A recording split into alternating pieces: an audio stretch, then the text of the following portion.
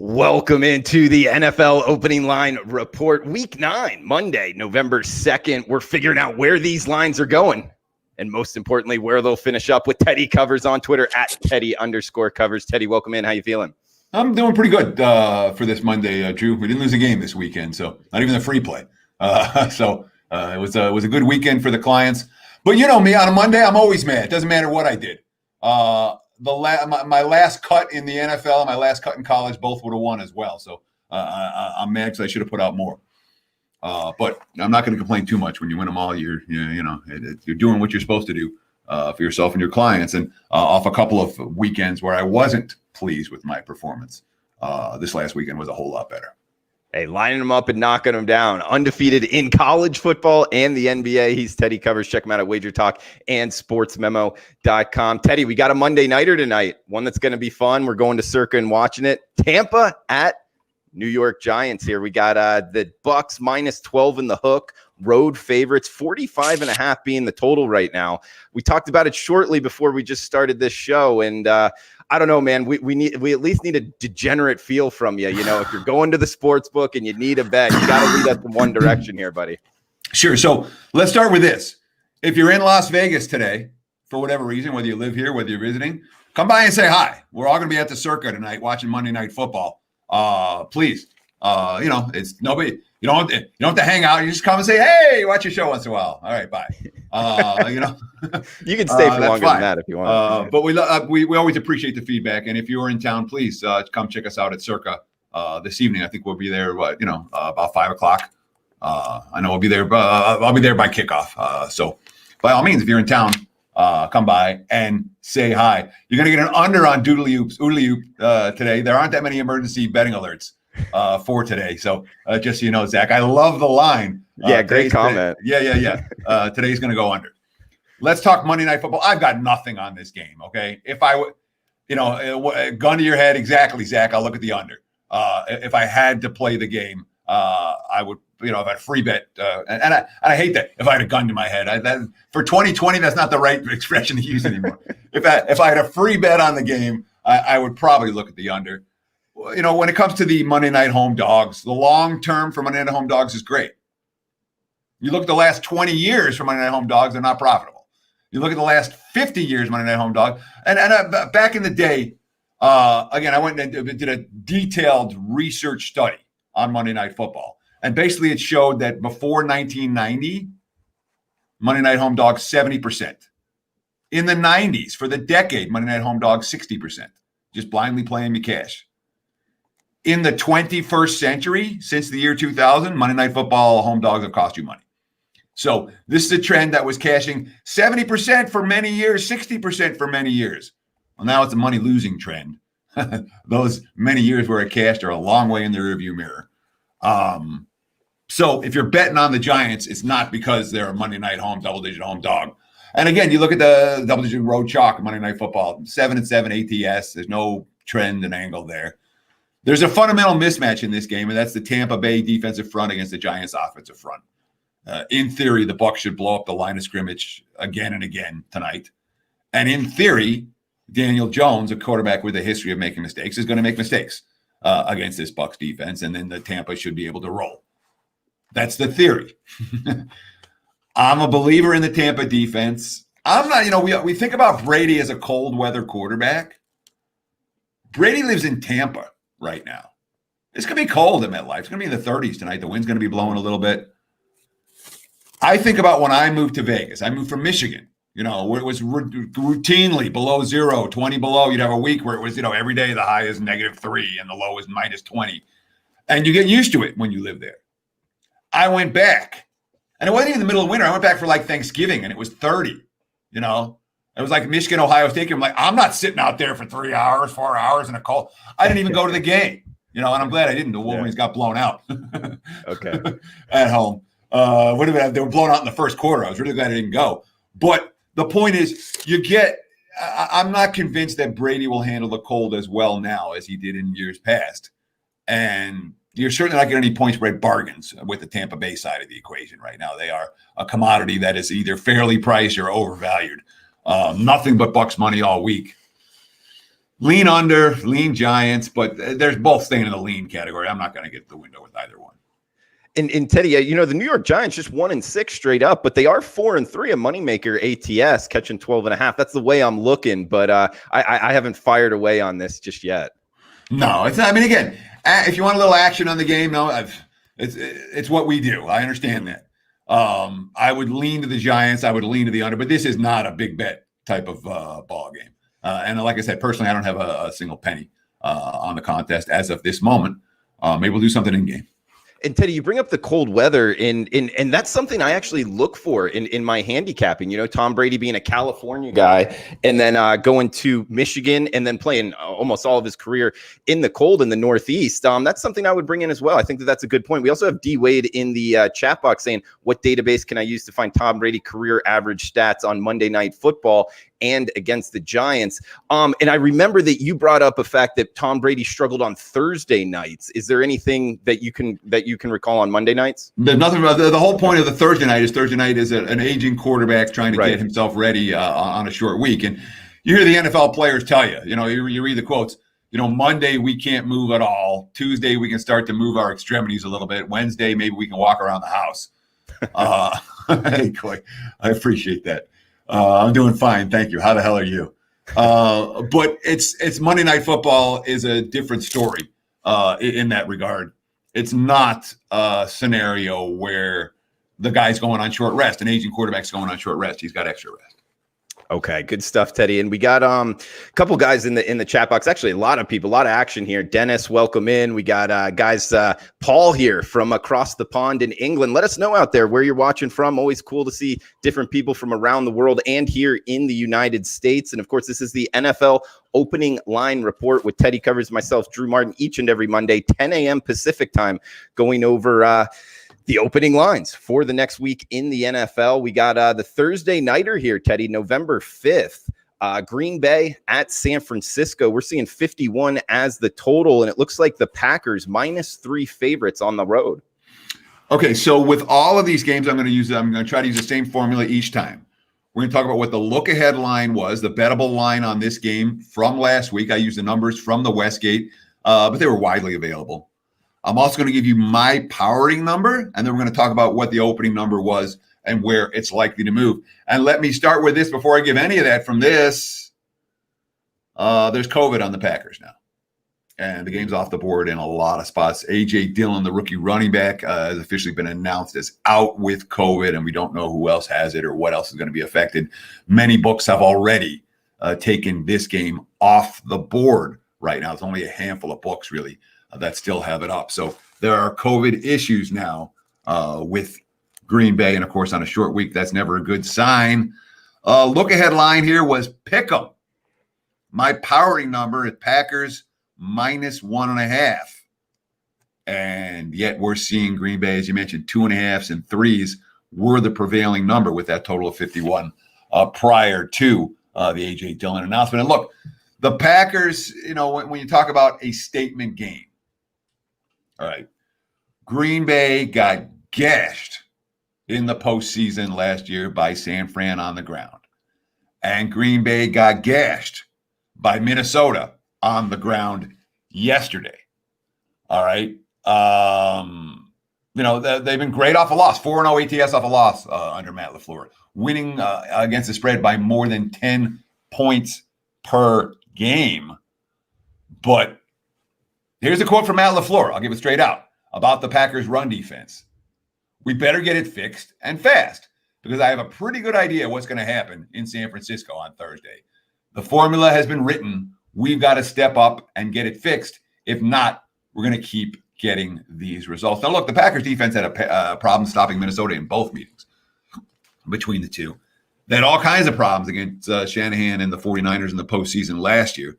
A fairly one-sided game, but make no mistake about it. There are issues with San Fran. Garoppolo, we don't know if he's going to play. Mullins was the better QB yesterday, but Mullins came in against, when Seattle was just playing prevent at the end and made Seahawks better sweat a little bit. But we don't know if Garoppolo is going to play. But the injury list for San Francisco is as ugly as any in the NFL, and that includes Dallas, and that includes Philadelphia, and that includes so many of these teams that have just been destroyed by injuries. It's ugly for San Francisco, and that's why I would not be surprised at all if Green Bay doesn't have COVID. See this? I had this originally as an emergency betting alert because I thought this line was going to go to 3 on the Packers. Given the COVID status, I can't use it as an emergency betting alert because we don't know what's going to happen with this game moving forward. And clearly the status in Green Bay and how significant this outbreak is likely to affect this point spread. Under bettors on the emergency betting alert smiling right now as the 2.5 looks to have the sharp side towards the under on the emergency betting alerts. As we move to Sunday's card here, Teddy, 451, 452, top of the card, Seattle at Buffalo, 54 being the total. Looks like the Seahawks -2 in the hook, road favorites. Yeah, and this is another one that has emergency betting alert potential because it's right around the key number, and yet I'm seeing no indications that this is going to 3. So I'm not saying if you like the Seahawks, you got to buy them now, because the whole concept of the emergency betting alert is, hey, there's a couple leading indicator books going this way. Hey, the market's moving this way. You better jump on it. This isn't that, at least not right now. Look ahead line here, Seattle -1.5. My powering number, Seattle -1. The market's a little bit higher than that. An early betting action. And don't think for a minute, Buffalo, lots of issues with Buffalo yesterday. It's a defense right now that we can say is not anywhere near where they were last year. They gave 188 yards on the ground against a team that can't pass, more than 5 yards per carry. They couldn't punch in the touchdown in the fourth quarter with the game on the line. Red zone issues again for the Bills. It's a Buffalo team that is clearly now in the good but not great category. They're coming off this super satisfying win, safety Jordan Poyer. It feels amazing. It feels good to be 4-0 in the AFC East. It feels good to come out with a victory at home. It was a grind. We didn't play the way we wanted to, but we got the victory. So all of this says Bills let down, Bills aren't that good, Bills let down, Bills aren't that good. A couple more quotes that I want to give you. Safety, Dean Marlowe. McDermott's not that kind of guy who puts more stock into one game than any other game. I think he's happy we won the game, not specifically that it's the Patriots. Overall, a win is a win. The left tackle, Deion Dawkins, quote, "This isn't our Super Bowl," talking about beating the Patriots. "It's just another game for us. We still have to beat them again. This is just a victory, and we know that we have to come up with it the next time we play them." So not necessarily expecting that letdown from Buffalo, but I am very concerned about the state of the Bills defense. I've been steadily, I haven't downgraded them in any major way, but I've been steadily downgrading the Bills in recent weeks. Seahawks defense showed signs yesterday. They really shut down. They allowed only 116 yards in the first half, got a pair of takeaways, ended up knocking Jimmy G out of the game. They should have Jamal Adams back this week. They should also have Carlos Dunlap available after getting him in the trade with Cincinnati. Pete Carroll talking about his defense. Quote, "We're getting there, and we're going to keep. We're getting there, and we're going to keep better." That's a bad quote. Maybe it's a misprint. We're getting there. We're going to keep getting better. I know I'm going to keep saying it to you, but it's because it's going to happen. So we're seeing signs from the Seahawks defensively right now that we're not seeing from the Bills. That may well be a positive sign for Seattle in this matchup, despite the fact that the Bills, in theory, are going to be focused. Second game on the card for Sunday's action, 453, 454, Denver at Atlanta. We got the Falcons -4, home favorites, 50 the total in Mercedes-Benz. Look ahead line was Atlanta -3. My powering number is Atlanta -4.5, and we're seeing basically 4s, and there's not 4.5s out there on this right now, are there? No. There was. It's all 4. So my powering number is a little bit higher than what it was. Drew Lock entered the game yesterday, last in the NFL in completion percentage, last in the NFL in touch. He hadn't thrown a touchdown pass since the season opener. Okay. They're coming off a blowout loss. Going to the fourth quarter, Lock is 12 of 23 for 93 yards. And then all of a sudden in the fourth quarter, he goes nuts. Much to the chagrin of Chargers bettors. Very good news for whoever had my season win report this year. We have Denver over and Chargers under, and that fourth quarter was very, very good in that regard. Here's Drew Lock's quote. "Maybe people had opinions of us in 6 games. We had 3 different quarterbacks, multiple offensive line, guys on defense getting knocked out. I think people just like to make opinions and jump to it quick, and I hope we can keep proving them wrong." Vic Fangio, quote, "We're a bunch of fighters," okay? I like Fangio. I do. Fangio's taking a lot of heat His team is taking punches and punch back, and I appreciate that. We're a bunch of fighters, okay? We play hard, we play physical, we play for each other. We're going to play as a team, and we had to keep doing that. Made a couple of plays, got a couple of stops, and got it turned. The best way you can get confidence is you have a good play. You don't need to be sitting on some psychologist's couch to get confidence or read a book to get confidence. You got to go out and play good. Broncos gaining a little bit of confidence right now. And, of course, it's an Atlanta team that is this close to being 3-0 under Raheem Morris. Morris quote, I like the way this team jumped off the page tonight, was ready to go. The quote from Matt Rule stood out to me from Atlanta. Quote, they played like a team that had their backs against the wall and didn't want to lose anymore. They played hard, ran to the ball. They played with such physicality. That's a positive quote from the opposing head coach. It's worth noting from a yards per play basis. They gave up 6.5 in the first 5 games under Dan Quinn. They're giving up 6.5 yards per play under Raheem Morris. But somehow, despite the same number of yards per play, instead of going 32 points a game, now it's down to 21. Opposing QB rating from 82.6 down to 49.6. Sack rate has gone up. Opponent's third down conversion rate has gone down. You say, why? Real easy. They played Bridgewater, Stafford, and Cousins the last 3 weeks, as opposed to Russell Wilson and Dak Prescott and Aaron Rodgers over the first month of the season. I'm not convinced Atlanta's all there. I won't be laying this price with the Falcons in this one. It's Denver or nothing for this better. The markets aren't showing that sign. We could see some Broncos money. I'm not convinced that the markets are going to be excited about the Falcons, as excited about the Falcons as dogs. They were as excited about the Falcons as favorites as they were with Atlanta as a dog against Carolina last Thursday night, although Atlanta does have extra time to repair. Great breakdown there, Teddy, because I thought you were going with Atlanta would be a bet on, but you bring up the difference in quarterbacks since the coaching change, because I was thinking sports bettors finding the change, different bet going forward. But you're right. That was good analysis on the differences in the quarterbacks they're facing there, Teddy. Sure. And that's, again, you see a lot of statistics in the NFL. There's a billion statistics. It's our job to make sense of those and to say, yeah, this one happened for a reason. Oh, wow, this one shows this team is getting better or getting worse. When it comes to Atlanta, I'm not convinced that defense gotten a whole lot better. He's Teddy Covers on Wager Talk and SportsMemo.com off of a 5-0, 100% football weekend. That includes college football and the NFL. 67% NFL, 5% this season. And also stats, my favorite stats since 2015, 202 in 158. That's 202 wins, 158 losses, 56% in the NFL since 2015. So that's long-term stats there and short-term, both pointing towards positive for Teddy Covers. We got 455, 456 up next here. Teddy, Chicago at Tennessee. We're seeing 46.5 being the total, with the Tennessee Titans laying 6 or 5.5 at home. And Teddy, Tennessee Titans, fascinating handicap here. They got the straight up and ATS differences, 5-2 straight up and only 2-5 ATS. So interested in your opinion on the Titans going forward. So look ahead line here was Tennessee -6.5. My powering number is Tennessee -5, and the markets are basically at 6 across the board this morning with a total of 46.5. Look, I mean, Tennessee's offense was fine yesterday. Okay, it really was. They had one drive where Tannehill threw a pick in the end zone. They had another drive that they missed a field goal. Okay. They came into the game scoring touchdowns on 80% of their red zone drives, second best in the NFL. And Tannehill had 13 TDs and no interceptions in the red zone. And completing an NFL best 82% of his red zone passes. And then he threw a pick, and then they ended up scoring three touchdowns the next 3 red zone drives. Derrick Henry was able to run the football.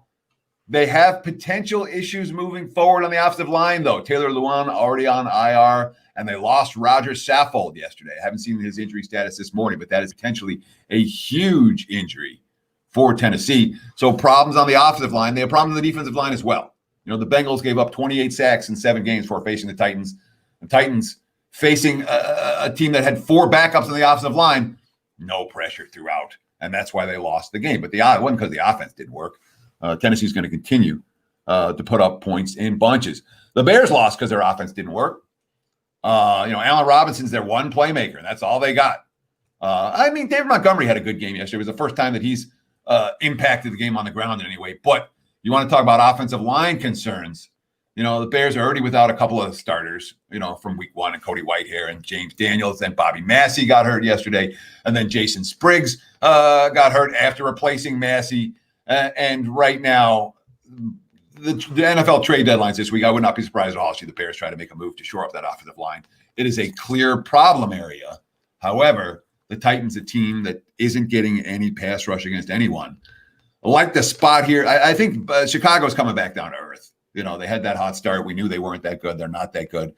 Tennessee off back-to-back losses, including a bad one at Cincy. Certainly looks like the type of spot that stands out for the Titans. The market's not yet showing that same enthusiasm for Tennessee this week. Teddy, we got 457, 458 up next. 10 a.m. Pacific kick here. Detroit at Minnesota. We're seeing the Vikings -4, 53.5 being the total. Look ahead line here was Minnesota -2.5. My powering number is Minnesota -3, and the market's already higher than that, 3.5 and up to 4. And yeah, let's get that noise. Let's do it. Doodly-oop. Doodly-oop it. The 4s this line's going to be 4. The 3.5s are going to go away. Doodly-oop, doodly-oop, doodly-oop. If you like Minnesota, find a 3.5 now. I am not expecting this line to hold. And, the offensive line played noticeably better yesterday. There were big holes for Dalvin Cook to run through. Huge holes. And when Dalvin Cook can run and Kirk Cousins only attempts 14 passes, and by the way, those 14 pass attempts yesterday, only 1.79 air yards per pass on average. The second fewest by any player with 10-plus attempts over the last 15 years, according to ESPN research. The longest pass of the game was 8 air yards.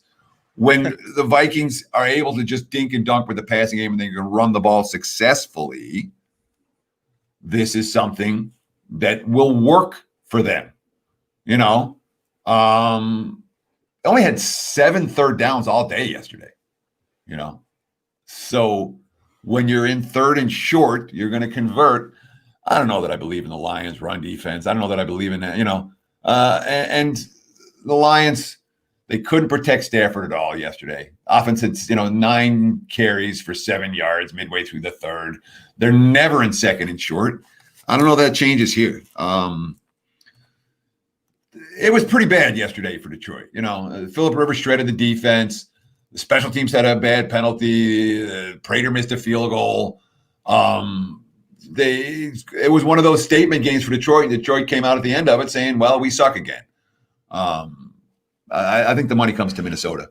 And I'm not surprised. Again, the look-ahead line was shorter, but the Vikings coming off the bye showing signs of getting another divisional foe this week. Again, I think this line goes up to 4. If you like the Vikings, not going to hurt you to lock in at 3.5 right now.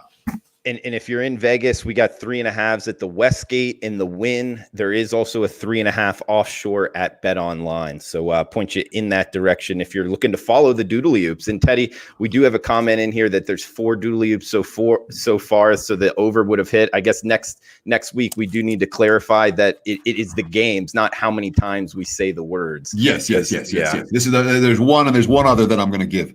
So the over under was 2.5, and there's going to be 2 on this show. Lines that I expect to move in relatively short order.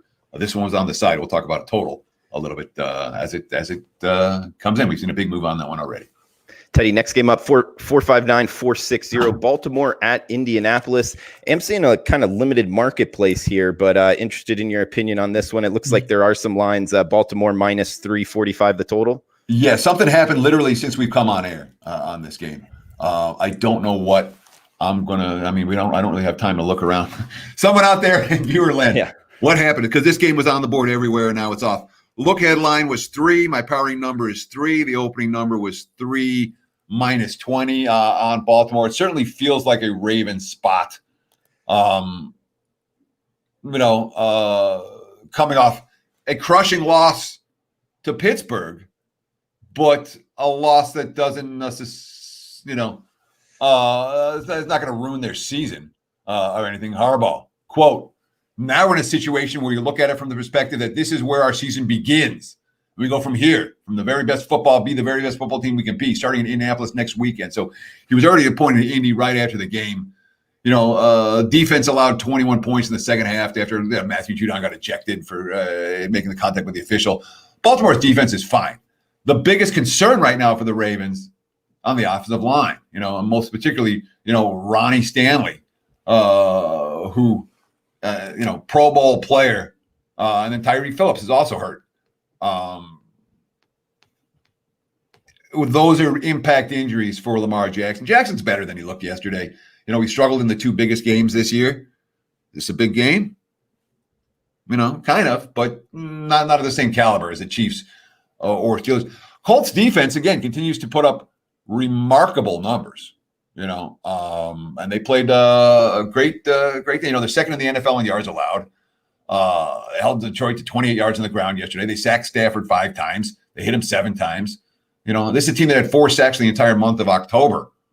And Detroit's yards all came after they were hopelessly behind in that ball game. Positive sign for Indy, but again, betting markets. Let's see what this injury info is. It's certainly the type of game that one would expect a Ravens bounce back. And the early money last night when Baltimore was 3 and then 3 minus 20 made me think there was a decent chance it was going to get up to 3.5. But there's something that just happened. I don't know what it was. Well, shout out to the chat box because that's what they're here for. We're going live now, and people are chiming in. Marlon Humphrey tested positive for COVID. That's why the Baltimore line has disappeared. It just showed. Thank you. And that again, when you have the COVID issues, it has potential to affect the whole team. It has a potential that the facility is going to get shut down. It's a big concern for Baltimore. A team dealing with COVID is not a team I want to bet that week. He's Teddy Covers on Twitter at Teddy_Covers. It's the NFL opening line report simulcast live on the Wager Talk YouTube channel, also on Periscope as well at Teddy_Covers on Twitter, at Drew Martin Bets, at Wager Talk Twitter, and at Sports Memo Twitter as well. As we move down the card here, Teddy, Carolina at Kansas City up next, 461-462 as we make our way down the Sunday NFL card in rotation order. 52 being the total here, Teddy, with the Chiefs laying 12 at home. The look-ahead line was KC minus 10. My powering number is KC minus 12. The market's, anywhere from 11.5 to 12.5 last night. It's kind of settling in to 12.5 this morning. Let's start with this. Patrick Mahomes did something that's only happened 6 times since 1970 in yesterday's win. 400 passing yards, 5 touchdowns, no sacks, no interceptions. That's pretty freaking good. Although, when we get to the Jets, I'll explain why Mahomes did that. The Jets tried something in coverage that didn't work very well against Kansas City, and they didn't adjust off it. There's a concern here for Kansas City. There's a couple of concerns for Kansas City. And again, we're nitpicking against elite teams. They couldn't run the ball against the Jets.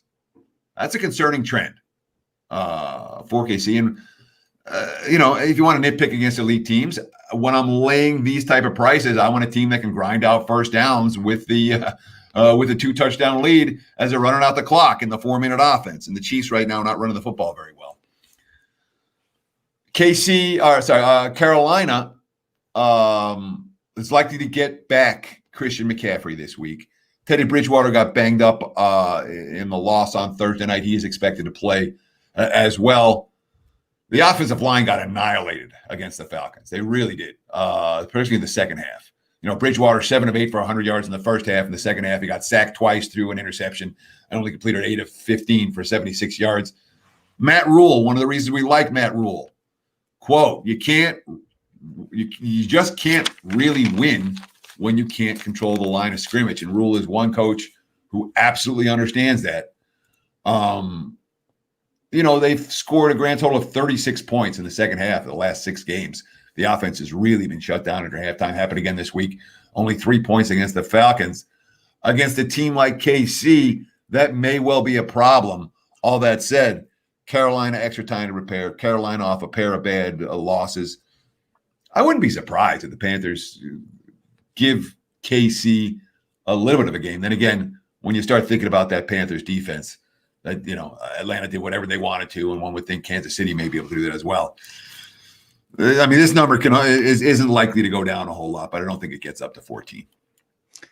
Teddy, next game up, we got Houston at Jacksonville. We're seeing Houston minus 6.5-point road favorites, 51.5 being the total in North Florida.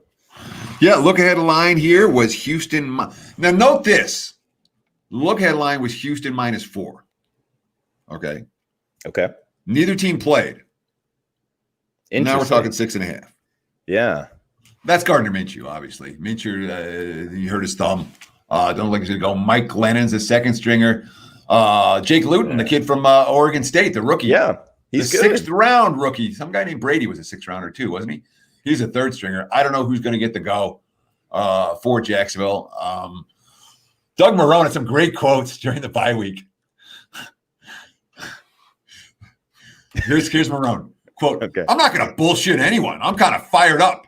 And I know you guys are probably sitting like, what the hell's going on? How could this guy be fired up? They've lost 6 games in a row. And I understand that. I totally do. But I'm going to bust my ass. I mean, I'm telling you now, I'm going to look at some things. I want to go a little bit outside the box. I want to challenge these coaches and challenge these players and see what they can do. I'm going to do whatever I can to get the best out of this team and the best out of these players. I'm sure people are going to mock me for that or say whatever the hell they want, but I really don't give a shit. I'm fired up. I'm going to go after it however it falls, but it's open for me. I've done crazy shit before. A lot of people don't know we changed our offense 4 or 5 days prior to the opening our season in Syracuse my last year. We went in a whole different direction, and shit, it worked out.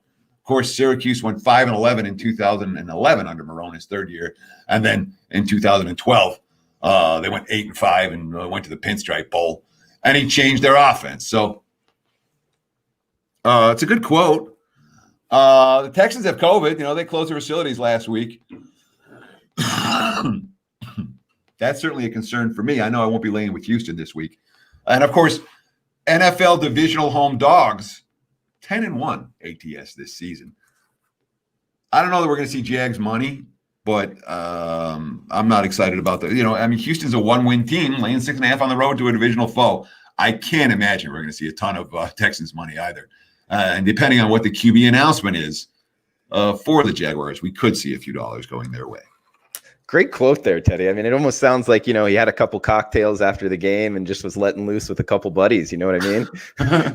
Sure, but that was I mean, you know, Marrone is fighting for his job. All right.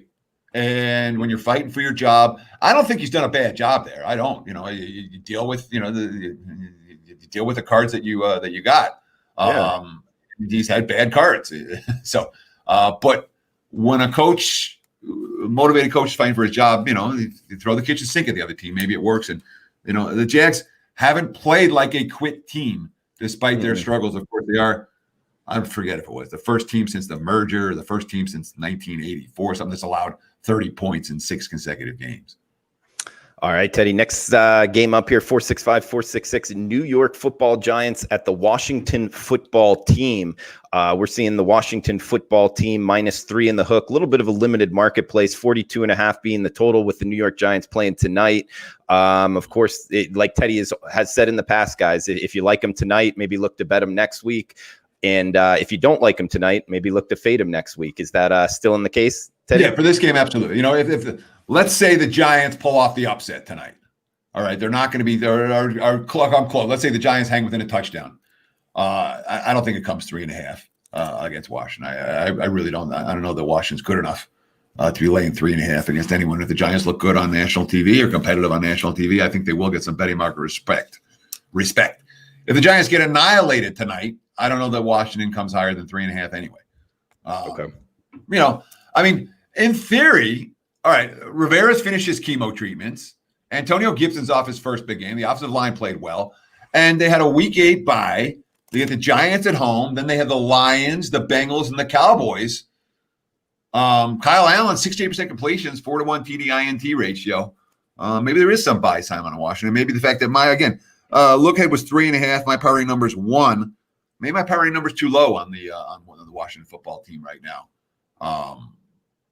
Given the fact that they have, you know, again, they're in second place in this division. All of a sudden, they're thinking we can win the NFC East. We already have a win over the first place team under our belts.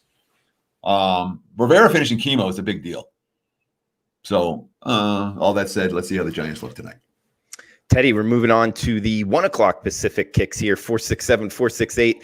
are Las Vegas Raiders at the LA Chargers, not to be confused with the San Diego Chargers, -1.5 at home, 54 the total here, Teddy. Yeah, this is a you better remember your city game. Oakland versus LA or San Diego. No, it's Vegas versus LA. Look at line here, Chargers 3. My powering number, Chargers 1.5. The market's 1.5 too. And mostly it's 1.5. The 2s are pretty much gone from last night. Let's get the signal. Doodle-you. Doodle-you. Doodle-you. The over's already been popped in this game, and it's going to get hit more. 54s are available right now. There's some over 54s out there. I anticipate this total. Again, there's not going to be weather in LA. You don't have to worry about that for an early week over. Chargers have lost Joey Bosa yesterday. That's how the Broncos came back. When Ingram and Bosa are on the two sides for the Chargers, man, that pass rush is nasty. Mm-hmm. But as soon as one of them is off the field, it's not. And Bosa got a concussion yesterday. So that's certainly a concern. Herbert has 15 touchdown passes in his first 6 games as a rookie. That ties the Sean Watson record. Anytime you're tying the Sean Watson record as a rookie QB, you're doing something right.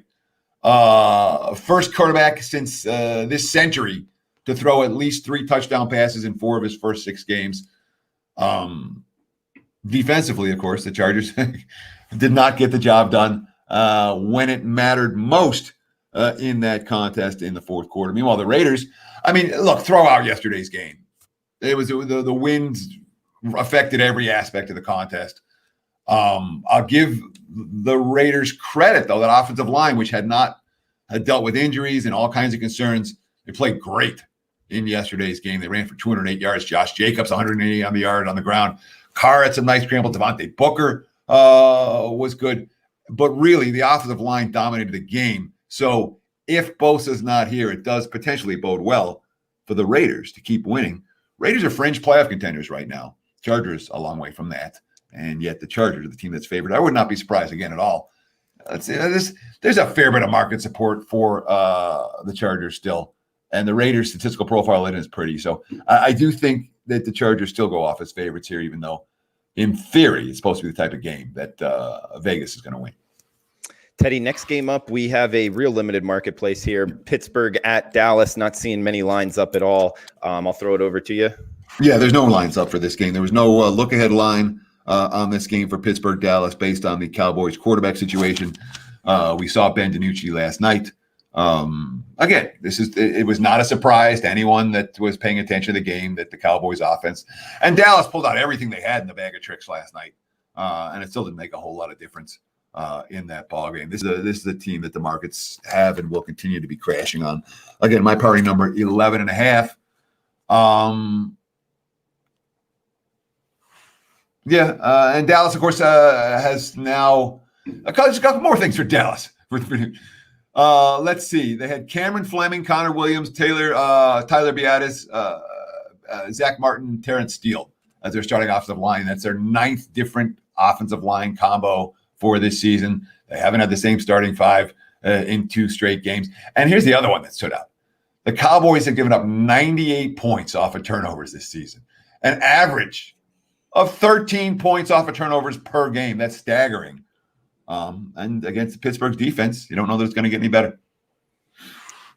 He's Teddy Covers on Twitter at Teddy_Covers. I'm on Twitter at Drew Martin Bets. Guys, this is the NFL opening line report, 10 a.m. Pacific time each and every Monday. Come and join us on the Wager Talk YouTube channel. Also on Periscope on Twitter at Teddy_Covers, at Drew Martin Bets, at Wager Talk, and at Sports Memo. Also, wherever you're downloading your podcasts at, remember Sports Memo podcast. Huge shout out to the Chat Bucs.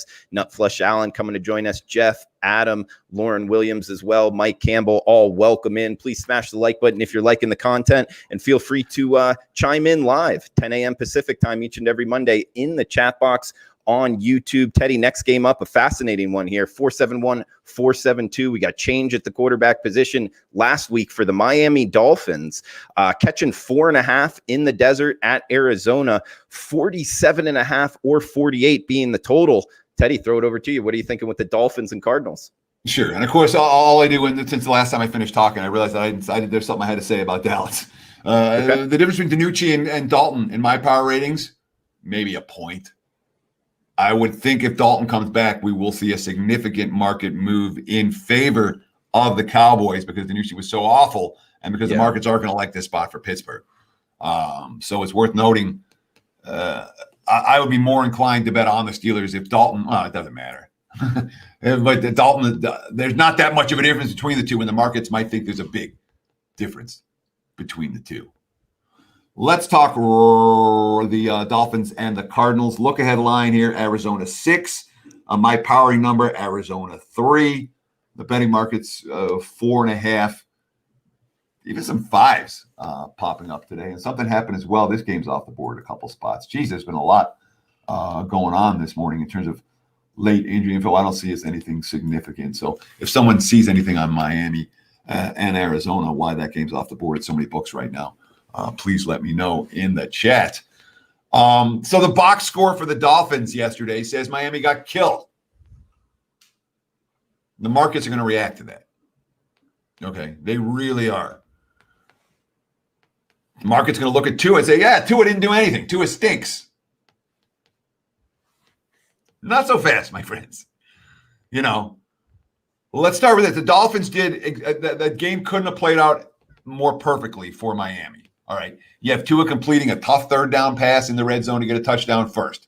The defense stepping up and making a play. And the special team stepping up and making a play. And from that moment, it's 21-7. Tua didn't have to do nothing. And the coaching staff knew that. Mm-hmm. And they're like, hey, keep it simple. And the Rams were up and down the field, they marched. But Miami's defense was making plays.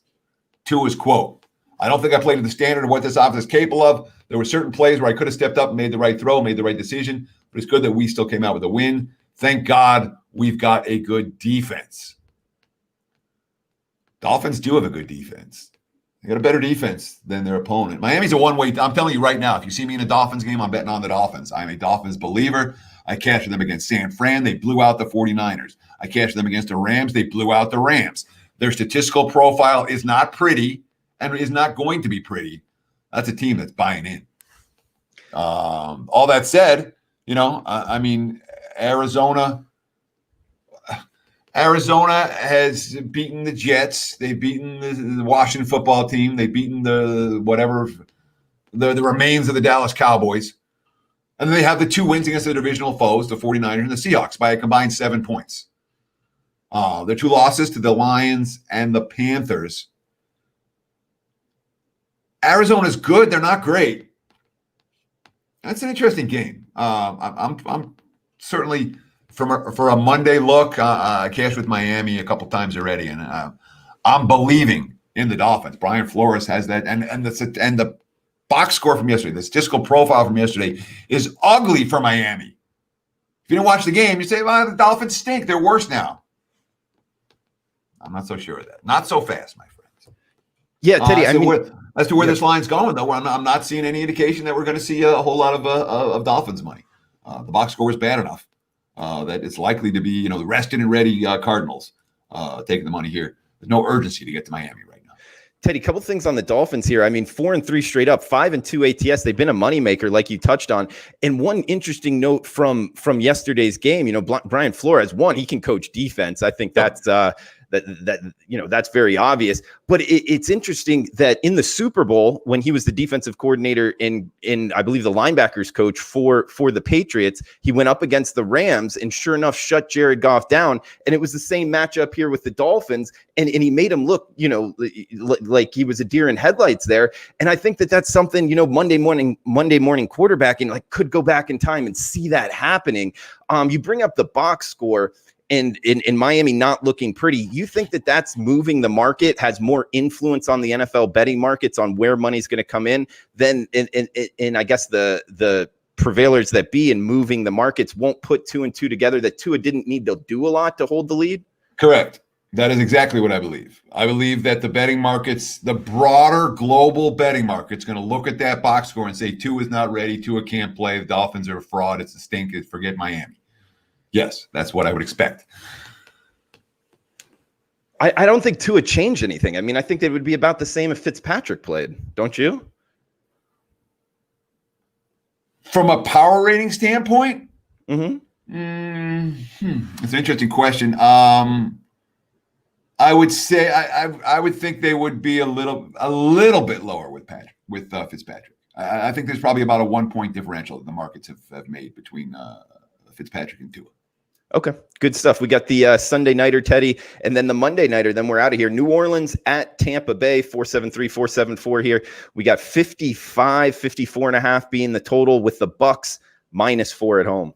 Yeah, look ahead line was Tampa -4.5. My powering number, Tampa -3.5, and the markets this morning, as you talked about, in that 4.5 range, which I'm not surprised for at all. The Bucs in revenge for a week 1 loss against the Saints. And that was a game, and Brady was pretty rough in that game. Saints defense, and again, it was their first game, but there was a pick 6, and it was not one of Tampa's better performances by any stretch of the imagination. And again, see how the Bucs look tonight, a big national TV win. They're likely to get more support. I watched the Saints yesterday, and you watched them last week against Carolina. You watch them this week in Chicago. I see mediocrity. I don't see Super Bowl contender. Both sides of the ball, mediocrity. It's a defense that's been gashed again. They've allowed 7 passes of 48-plus yards in the last 5 games. Every member of the secondary has been burned at least once during that span. They've had to come from behind in each of the last 4 games. They've won them, so we give them credit. Three of those last 4 come down to the final seconds. Breeze did not look good yesterday. It was anytime he tried to throw more than 20 yards downfield, the ball was skipping. It was a Saint again. The Saints look mediocre right now. However, they could get Michael Thomas back next week. They could get Emmanuel Sanders back next week. They could get Marquez Callaway back next week. You're talking about a team that's missing 3 big weapons, downfield weapons, and they get all 3 back. They may be, the 4 points for that might be a lot. 7 games, Brady's got 18 touchdown passes, second most in the league. Completion percentage is higher than it was in 2007 when he was the NFL MVP and led the Patriots to a 16-0 record. Passer rating better than that year. Yards per attempt rating better than that year. The offense starting to click for Tampa. The defense is certainly as good. It's an elite defensive unit. Good, fascinating game here. And again, 4.5 right now. I don't see it changing a whole lot based on what happens tonight. All right, Teddy, we got 1 game left here, guys. And guys, remember, Teddy, 5-0, 100% football weekend, 67% in his NFL 5% for this year. And my favorite stat here since 2015, 202 and 158. That's 56% in the NFL. He has a college football play up here for Maction on Wednesday night. Teddy, how many Mac games do we have on Wednesday night? It's gonna be tough to keep up on Wednesday night, man. Well, the good news, okay, and this is the truth of it, is like a lot of times during the college football season right now, and we have we have NBA going, we've got college hoops going, and the Maction games take second shift. This year, without NBA right now, without college hoops right now, you better believe all I've done last night and this morning, read Mac, learn Mac. This is a conference I'm going to be getting involved with every week this year. I feel real good about where I am in the Mac conference right now. I think there's a good handful of bet on and or bet against teams that we'll be able to take advantage of. So we have one, I expect to have Maction every week, maybe multiple Mactions every week. But it's a kind of, this year we're putting the time in, and when you put the time in, you're gonna find some plays. And guys, you can check that out at Wager Talk or Sports Memo right now. It's also $9 Monday, so you get it discounted today for just $9 that play. Also, maybe even better here, guys, the November special, $199 more. Usually it's $349, so huge discount there, and you get every play he releases in football for the month of November, both NFL and college football. So he's got his MAC play up for Wednesday night. And guys, if you haven't looked, the schedule on Wednesday night, it's full of Maction. It should be a good one. ESPN, ESPN2, ESPNU, ESPN Plus, it's all Aaron Mack. Go ahead, buddy. I missed something on Tampa. Sorry, okay. I have to talk one more thing. So there's a decent chance that Chris Godwin is going to play this week to give Brady one more receiver. And we got some quotes about Antonio Brown, who was, quote, a model of good behavior in his first week around the team. Source told ESPN that Brown's politeness, energy, and work ethic have been noticeable to all, and that he's anxious to recast his image and his reputation. So, for what it's worth, the Bucs could have a couple of big play weapons at wide receiver next week. They didn't have the last couple of weeks. Teddy, if they do have both those guys, there will be Tampa money. Teddy, what was that first line you read? That first quote? That he was a model of good behavior in his first week around the team. Model of good behavior. That's a really positive quote there. So I like that one, Teddy. We got the Monday nighter to end it here, guys. 475-476. New England at the New York Jets. 41 being the total. We're seeing the Patriots -7 with juice road favorites in the Monday nighter for next week, Teddy. I mean, pick your poison. I like the Patriots here. I really do. Look at line 7.5. My powering number's 8. The market's 7.5 this morning. I'm not getting. Look, there was wise guy support for the Jets again yesterday. Maybe the Jets are this year's Browns. The wise guys are going to take the value with the Jets every week and lose every week. I can't tell you. That is a certain possibility. The Jets just became the first team since the 1984 Houston Oilers to start 0-8 with all the losses by a touchdown or more. Adam Gase, I'm doing this job to win, not to go out and get my face stomped in like all the rest of the guys, just like all the rest of the guys in this locker room. Of course, Gase is 7-17. Only 7 times in 24 games has the Jets offense gotten to 300 yards in the Adam Gase era. Then, of course, he changed coordinators, and I'm not going to call the plays anymore. I'm going to let Loggins do it. They've got 191 and 221 yards the last 2 weeks with Loggins calling plays. Their 2 lowest totals of the season. Darnold looks lost. It's been a train wreck for the Jets. But worth noting, I talked about why the Chiefs had all that success yesterday. Pierre Desir, the cornerback for the Jets, said the game plan was to prevent him from extending plays, so they emphasized coverage over pass rush, and the end result was only 6 pressures and no sacks in the 46 dropbacks. They just kept dropping guys back into coverage, and Mahomes kept on picking apart the zone. Sam Darnold's issue with his throwing shoulder. He's only had 3 touchdown passes in 6 games this season, and the Jets aren't going to take a whole lot of money from anyone. But the Patriots have now lost 4 in a row.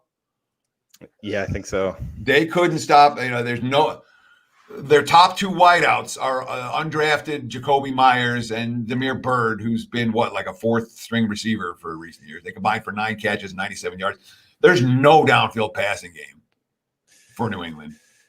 Belichick's, doing surprise onside kick yesterday. All right, that's what Belichick is doing, stuff that he's not normally going to do. And of course, it didn't work. And even with all that, the Patriots were still in position to win the game.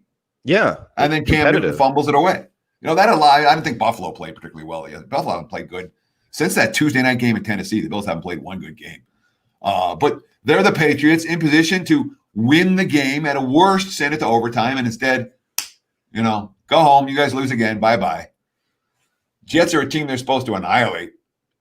I don't know they're good enough to annihilate. And the fact that Belichick was coming out last week and saying, hey, we have salary cap issues. Belichick's making excuses because his team stinks. And he knows it. Everyone knows it. The markets may find out on Monday night. This is the James Jets. If the Jets are going to win a game, it might well be this one. All right, Teddy. Hey, great stuff. That finishes up the NFL opening line report here, guys. Appreciate everyone joining us. Remember, Teddy off of the 5-0, 100% weekend here. Also 56% since 2015 in the NFL. Check out his package, $199 for the month of November, both at Wager Talk and sportsmemo.com. Guys, this is the NFL opening line report each and every Monday, 10 a.m. Pacific time, right here on the Wager Talk YouTube channel. Also on Twitter, at Wager Talk, at Teddy_covers, at Drew Martin Bets. Teddy, anything you want to throw out there before we shut this down? I don't know. I mean, do we have time or no? If we're out of time, I'll go. But if we have time, I'll tell you who's going to make the playoffs this year. Let's do it. Yeah, let's go. So the playoff races right now they're set. And I haven't gone through today. One of the things I'm going to do today is look around odds to make the playoffs, Okay. In the AFC, the Bills are in. The Steelers are in. The Ravens are in. Titans or Colts. And then the Chiefs. Those teams are in. Now, if anyone takes a step back, these are the teams that are on the outside looking in that have a chance. Dolphins. Browns. Raiders. Don't know if I'm going to make a case for the Broncos. I'm not going to make a case for the Broncos. If you find the right price in the Broncos, that might be worth a look. But that's the AFC playoff picture. All right. It's pretty clear. It's even clearer in the NFC in a lot of ways. But in the AFC, it really is like 7 teams going for 6 spots. Buffalo, Pittsburgh, Baltimore, Tennessee, Indy, KC. Those are 6. And then the 7th will be, I guess, Cleveland is right there. And the Raiders a little bit behind and the Dolphins a little bit behind. But I really see it as like the top 6 teams are the top 6 teams. And if someone sneaks in, again, it'd be Miami, Cleveland, or I don't think the Raiders can get there, but they might. I mean, the Raiders are knocking off bugaboos week after week. You know, cold weather bugaboo, Chiefs bugaboo. Maybe they will be live. In the NFC, someone's going to win the NFC East, whether it's Philly, Wild, who knows who's going to win the NFC East. So that leaves us. Make a pick there, though. Sorry, there's 7. There's 7 playoff spots. That's why I'm messing up my head, because I knew there were 7 playoff teams this year. That's what messed me up. There's 7 playoff teams this year in the AFC East, and that's why when I listed the 7 teams, I'm like, here they are. And then if someone's going to come out, it'll be Cleveland. If someone's going to sneak in, and if one of those 7 teams has a rough period, it'll be Cleveland, the Raiders, or the Dolphins is the team that sneaks in. 7 teams in the NFC playoff race as well. You have Philly or Washington or Dallas or the whoever wins the NFC East. Someone's going to win. There's only going to be 1 team out of that division. Then you have Green Bay in the NFC North, New Orleans and Tampa in the NFC South. That's 3. Seattle, Arizona, and the Rams in the NFC West. That's 6. There you go. Someone's going to sneak in. I don't think the Bears can get there. I don't think the Panthers can get there. I don't think the 49ers can get there. I really think that the NFC playoff picture is already done. And this is what we just finished week 8. Seattle, Arizona, Rams, New Orleans, Tampa, Green Bay, AFC East winner or NFC East winner. And that's it. Done. NFC playoff race. Simple in my mind. Teddy, you wouldn't take a shot with any team, big plus price here to make the playoffs, that any of the teams you didn't name? Do you have one that might surprise people? So we talked about 3 teams in the AFC that have a chance. In the NFC, we talked about, hey, maybe the Washington football team is worth something to win that division when they were 25-1 or whatever they were. Plus 1,100, I believe, was the even now. Even now they're worth something to win that division. Only other team I would even consider. Lions ain't getting there. Vikings ain't getting there. Giants ain't getting there. Cowboys ain't getting there. Panthers ain't getting there. Falcons ain't getting there. The 49ers. And maybe, but I'm not sold on San Fran either. I really think that the NFC playoff picture is done. This is who we have. And you don't think there's any shot for, let's say, Cincinnati? You did mention the LA Chargers, the New England Patriots. Any of those 3 go on a run in the AFC? Patriots aren't going on a run. Chargers aren't going on a run. And what was the third one? We got Cincinnati. Backdoor Burrow. ATS record. Burrow looked great behind a backup offensive line yesterday. But Cincinnati, they don't have a defense. They don't have a defense that's going to get stops. The Chargers. I mean, I guess the Chargers, in theory, the Chargers have enough talent to make some noise. But am I going to take a long shot with the Chargers? No. They lose tiebreakers with everyone. No, I don't see it. All right. I just don't. Great way to end it there, Teddy. Good NFL opening line report. Appreciate everybody in the chat box coming out. And also remember, you can re-listen to it on YouTube. Also, wherever you're downloading your podcast, at Sports Memo Podcast. So for Teddy Covers, I am Drew Martin. Guys, thanks for joining us. Best of luck with your bets. We'll talk next Monday, 10 a.m. Pacific time. Stay safe.